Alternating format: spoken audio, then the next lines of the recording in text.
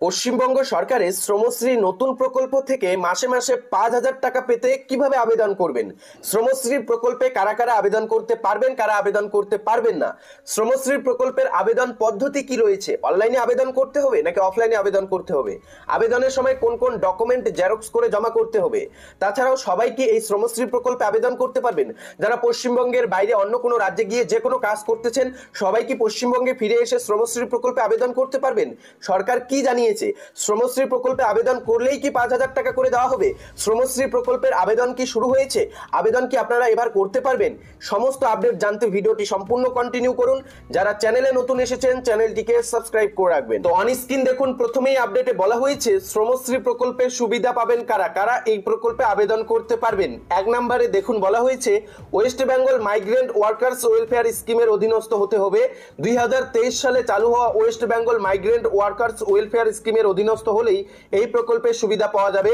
2 নম্বরে বলা হয়েছে এই স্কিমের অন্তর্ভুক্ত যে শ্রমিকেরা রাজ্যে ফিরে আসবেন তারাই এই প্রকল্পের জন্য আবেদন করতে পারবেন। 3 নম্বরে বলা হয়েছে শ্রমিকদের বা শ্রমিকদের বাবা মায়ের ভোটার কার্ড, আধার কার্ড পশ্চিমবঙ্গ থেকে ইস্যু হতে হবে, তবেই এই প্রকল্পের সুবিধা মিলবে।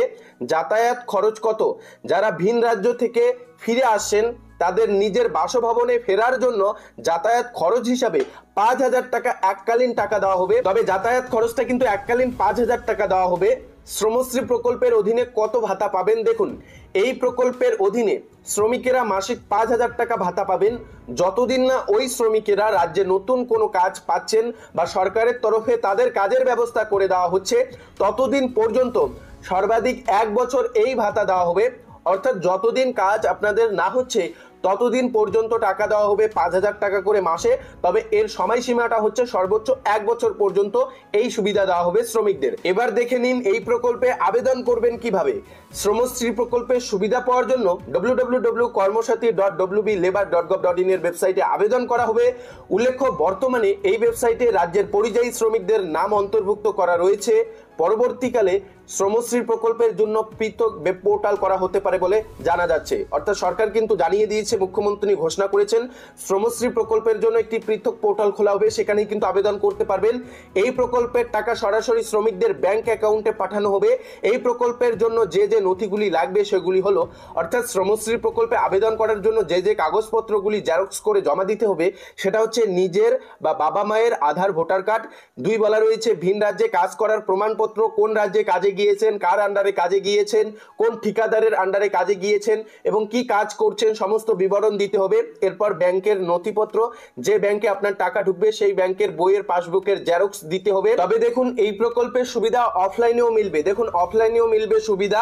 এই প্রকল্প বাস্তবায়নের জন্য ইতিমধ্যেই শ্রম দপ্তরকে নির্দেশ দেওয়া হয়েছে। সেক্ষেত্রে রাজ্যে ফিরে আসা শ্রমিকদের এই প্রকল্পের আওতায় নিয়ে আসার জন্য বিভিন্ন জায়গায় ক্যাম্প করার কথাও ভাবছে রাজ্য সরকার। অনলাইনের পাশাপাশি অফলাইনেও যাতে এই প্রকল্পের সুবিধা পেতে পারেন শ্রমিকেরা, তার জন্যই এই চিন্তা ভাবনা করা হচ্ছে। কর্মসাথী ওয়েবসাইটে বর্তমানে 12,50,000 শ্রমিকদের নাম অন্তর্ভুক্ত রয়েছে।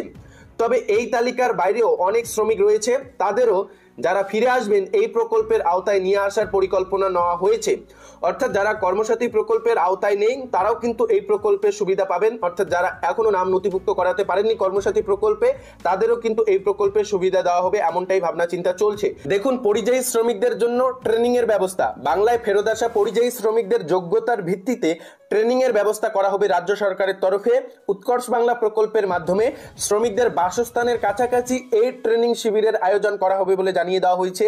শ্রমিকদের কর্মসংস্থানের সহায়তা, পরিযায়ী শ্রমিকদের কর্মসংস্থানের সহায়তাও করা হবে বলে জানানো হয়েছে সরকারি বিজ্ঞপ্তিতে। কিভাবে কর্মসংস্থান হবে, 1 উদীয়মান স্বনির্ভর কর্মসংস্থান প্রকল্প ও উদীয়মান স্বনির্ভর কর্মসংস্থান যৌথ প্রকল্পের মাধ্যমে সহায়তা করা হবে। স্বনির্ভরতার জন্য 50,000 টাকা পর্যন্ত আর্থিক সহায়তা প্রদান করা হবে। এর জন্য কি করতে হবে, নাম্বার 1 নির্ধারিত ফরম্যাটে সংশ্লিষ্ট কর্মসংস্থান এক্সচেঞ্জ থেকে প্রাপ্ত একটি যথাযথভাবে পূরণ করা আবেদনপত্র, প্রজেক্ট প্ল্যান এবং অন্যান্য সমস্ত সহায়ক নথিপত্র সংশ্লিষ্ট জায়গায় জমা দিতে হবে। নাম্বার 2 আবেদনপত্র এবং সহায়ক নথিপত্র যাচাইয়ের পর সংশ্লিষ্ট কর্মসংস্থান এক্সচেঞ্জ ওই শ্রমিকের নাম নথিভুক্ত করবে। এরপর স্ক্রিনিং কমিটির সুপারিশের ভিত্তিতে দায়িত্বে থাকা কর্মসংস্থান অফিসার স্থানীয় ব্যাংকের মাধ্যমে ঋণের ব্যবস্থা করা হবে বলে জানিয়ে দেওয়া হয়েছে। এছাড়াও West Bengal minority development development ও ফিন্যান্স কর্পোরেশনের মাধ্যমে লোন পাওয়া যেতে পারে। সংখ্যালঘু সম্প্রদায়ের যোগ্য পরিযায়ী শ্রমিক যারা পশ্চিমবঙ্গে ফেরত আসছেন তাদের সর্বোচ্চ 5 লক্ষ টাকা পর্যন্ত ঋণ প্রদান করা হবে। পশ্চিমবঙ্গ এসসি এসটি এবং ওবিসি ডেভেলপমেন্ট ও ফিন্যান্স কর্পোরেশনের মাধ্যমেও এসসিপি লোন পাওয়ার সুবিধাও রয়েছে বলে জানিয়ে দেওয়া হয়েছে। আরও কি সুবিধা দেখুন, বাংলায় ফেরত আসা পরিযায়ী শ্রমিকদের সন্তানদের স্কুলে ভর্তির ব্যাপারেও সহায়তা এবং স্কলারশিপ সংক্রান্ত সমস্ত সুবিধা মিলবে। যোগ্যতার ভিত্তিতে শ্রমিকদের পরিবারের সদস্যের স্বাস্থ্য এবং সামাজিক অন্যান্য প্রকল্পের সুবিধা মিলবে। পশ্চিমবঙ্গ রাজ্য সরকারের শ্রমশ্রী নতুন প্রকল্প নিয়ে পরিযায়ী শ্রমিকদের মত কি বলছে পরিযায়ী শ্রমিকেরা? রাজ্য সরকারের শ্রমশ্রী প্রকল্প নিয়ে বিভিন্ন ধরনের মত দিচ্ছে পরিযায়ী শ্রমিকরা। শ্রমিকদের একাংশ বলছে এই প্রকল্পের কারণে অনেকটাই আর্থিক সহায়তা হবে, কাজ ছেড়ে রাজ্যে ফিরে আসার পর পরিবারকে নিয়ে জলে পড়তে হবে না। অন্যদিকে শ্রমিকদের আরেকটি অংশ বলছে ভাতা দিয়ে কোনো লাভ নেই, আমাদের জন্য কাজের ব্যবস্থা করতে হবে। এক শ্রমিকের কথায়, আমরা মহারাষ্ট্র দিল্লিতে গিয়ে মাসিক 15 থেকে 20 হাজার টাকা আয় করি, সেখানে এই প্রকল্পের জন্য সাময়িক কিছুটা স্বস্তি মিলবে, তবে কাজ না পেলে 1 বছর পর কি করব? সরকারের উচিত আমাদের জন্য কর্মসংস্থান তৈরির বিষয়টিতে বেশি নজর দেওয়ার। তো বুঝতেই পারছেন, এই আপডেটে স্পষ্ট দেখতে পাচ্ছেন ইতিমধ্যে শ্রমশ্রী প্রকল্পে কারা আবেদন করতে পারবেন, আবেদনের শর্ত কি রয়েছে, আবেদনের জন্য কোন কোন ডকুমেন্ট লাগবে এবং শ্রমশ্রী প্রকল্প নিয়ে পরিযায়ী শ্রমিকদের মত কি সেটাও জানতে পারলেন। তো বিষয়টি আরেকটু স্পষ্ট করে আপনাদের জানিয়ে দিচ্ছি। 2023 সালে চালু হওয়া কর্মসাথী প্রকল্পে যাদের নাম নথিভুক্ত রয়েছে, West Bengal migrant workers welfare স্কিমে যাদের নাম নথিভুক্ত রয়েছে তারা শ্রমশ্রী প্রকল্পের আওতায় আসবেন। তবে এটাও জানিয়ে দেওয়া হয়েছে যাদের কর্মসাথী প্রকল্পে নাম নথিভুক্ত নেই তারাও কিন্তু আসতে পারেন, তারাও কিন্তু নাম নথিভুক্ত করতে পারবেন।